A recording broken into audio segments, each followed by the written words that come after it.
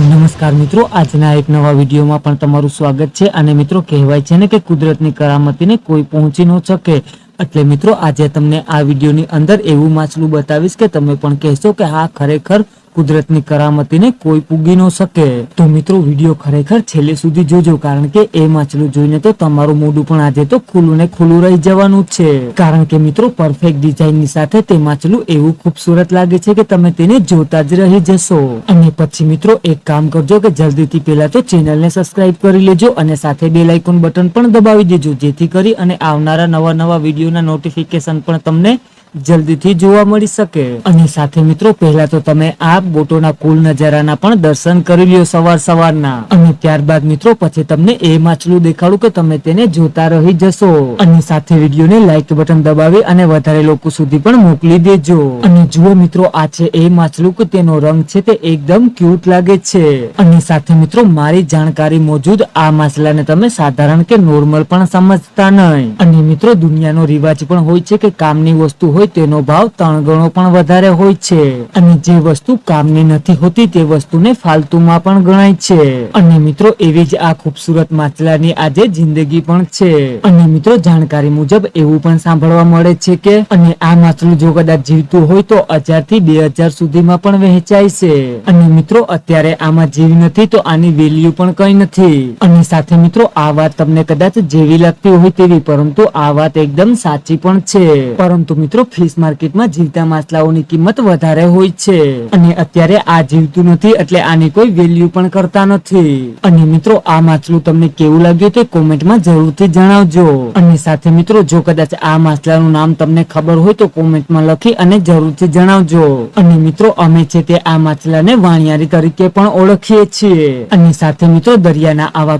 કલરો માછલાઓ જોવા માટે જલ્દીથી પહેલા તો અમારા ચેનલને ફોલો પણ કરી લેજો, જેથી કરી અને મિત્રો રોજના રોજ તમને પણ આવા અવનવા વિડીયો જોવા મળી શકે।